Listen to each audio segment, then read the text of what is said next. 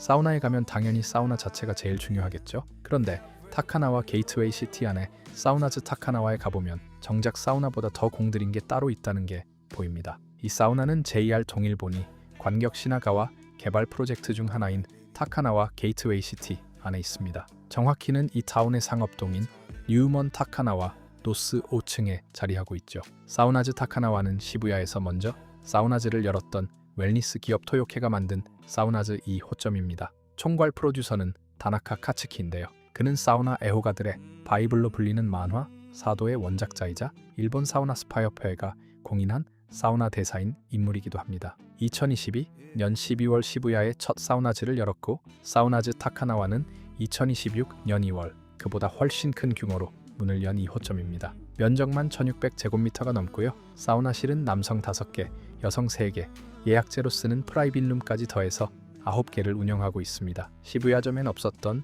온탕까지 이번에 새로 넣었죠. 규모로만 보면 이 양반이 시부야에서 못다 한 걸 여기서 다 쏟아부은 느낌이죠. 기대와 다르게 저는 이곳에서 아쉬움이 조금 더 컸습니다. 저는 사우나에 가면 동선과 단차를 중요하게 보는 편입니다. 눈이 좋지 않은 편이라 그런지 바닥이 조금이라도 미끄럽거나 높이가 어긋나 있으면 크게 다칠 수 있어서 늘 신경 쓰면서 보죠. 사우나즈 타카나와는 탕에 들어가는 자리마다 단차가 있는데 그 경계에서 발목이 자꾸 걸렸습니다. 사우나 아니라 촬영은 못했지만 저만 그런 게 아니라 적지 않은 분들이 같은 자리에서 비슷하게 걸리는 걸 봤습니다. 온탕 자체도 아쉬웠습니다. 수심이 얕아서 몸에 애매하게 잠기는 정도였는데요. 제가 가본 사우나를 통틀어 온탕 만족도로는 가장 낮은 편이었습니다. 이곳의 가격대를 생각하면 유독 더 아쉬운 점이기도 했죠. 잘한 것도 있습니다. 여기서 쓰는 아로마는 시설 안에서 직접 배합하는데요. 그 배합 공정 자체를 오픈된 공간으로 만들어서 지나가면서 구경할 수 있게 해놨습니다. 향 하나 만드는 과정까지 보여주겠다는 자세, 이건 사우나를 대하는 태도로서는 분명히 좋은 디테일이었습니다. 제 아쉬움을 조금 더 선명하게 보여주는 비교 대상이 하나 있습니다. JR 오이마치역과 바로 연결된 복합시설 오이마치 트랙스 안에 있는 사우나 메사인데요. 2026년 3월 문을 연 이 사우나 메사도 사우나즈 타카나와처럼 JR역과 곧바로 이어지는 개발지에 들어온 사우나라는 점에서 나란히 놓고 볼 만합니다.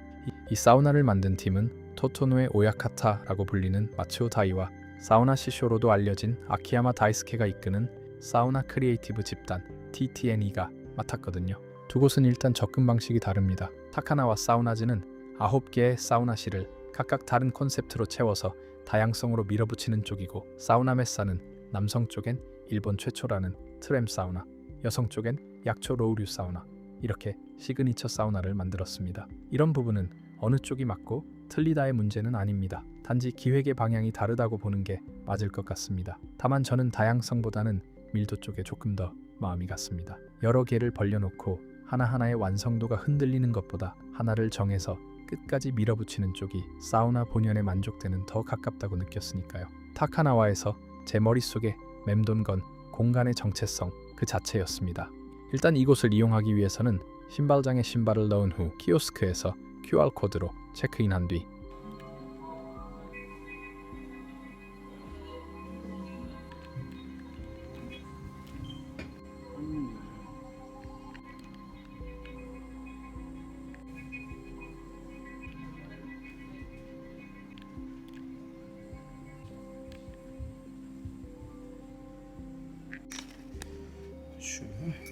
나갈 때 직원에게 정산을 부탁하면 되는 방식인데, 정산된 요금은 키오스크에서 결제합니다. 키오스크는 한국어도 지원돼서 이용 자체는 불편하지 않습니다.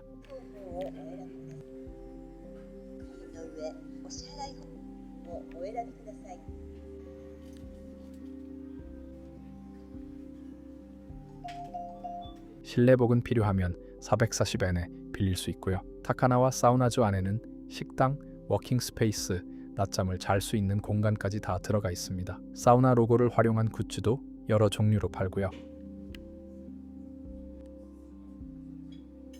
요금 구조를 보면 이 공간이 무엇을 팔고 싶어 하는지가 좀 더 드러납니다. 80분짜리 숏 플랜과 4시간짜리 기본 플랜이 따로 있고, 시간을 넘기면 1시간마다 500엔의 추가 요금이 붙습니다. 짧게 들어와서 씻고 나가라는 설계가 아니라 하루 종일 눌러앉아 있으라는 설계인 거죠. 사우나가 아니라 라운지, 조금 더 정확히 말하면 체류 시간을 파는 공간 비즈니스라고 부르는 게 더 맞다고 봅니다. 콜드 플런지, 사우나와 운동을 합쳐서 몸의 움직임과 회복에 집중하는 리추얼이나 웰니스 개념과는 다소 다르다고 할 수 있죠. 오히려 사우나즈 타카나와는 츠타야, 쉐어 라운지와 맥락이 같아 보이더군요. 사우나즈 타카나와를 살펴보려면 말이죠. 이 건물 하나를 더 보고 넘어가야 합니다. 타카나와가 있는 더 링크필러 원노스, 이 건물 위쪽 9층부터 21층까지가 통째로 KDDI 본사입니다. KDDI가 새 본사를 만들며 내세운 컨셉도 결국 일하는 방식을 업데이트하는 실험장이었죠.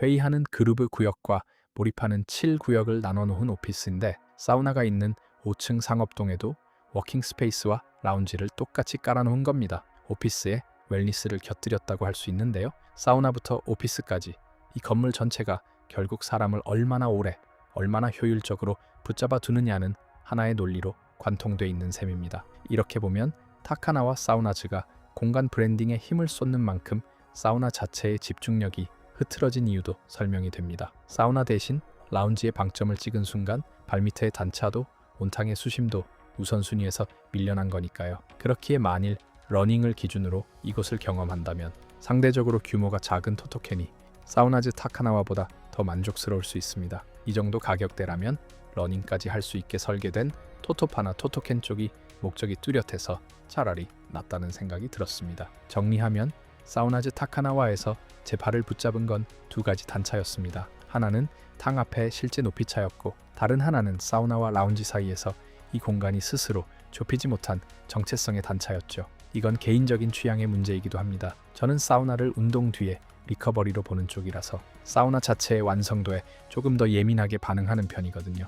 이와 다르게 사우나도 하면서 라운지에서 하루를 보내고 싶은 분이라면 사우나즈 타카나와는 오히려 좋은 선택지가 될 수 있습니다. 반대로 탕과 사우나의 완성도만 보고 싶은 분이라면 조금은 다시 생각해봐야 할 곳이고요. 최근 한국에도 사우나의 크로스핏이나 하이록스 같은 고강도 운동을 얹은 하이브리드 시설들이 하나둘 생기고 있는데요. 사우나가 회복의 공간에서 머무름의 공간으로 다시 라이프 스타일 전체를 파는 공간으로 넓어지는 흐름은 도쿄나 서울이나 크게 다르지 않은 것 같습니다. 혹시 사우나즈 시부야도 가보신 분이 있다면 어떤 차이가 있었는지 궁금하기도 하네요.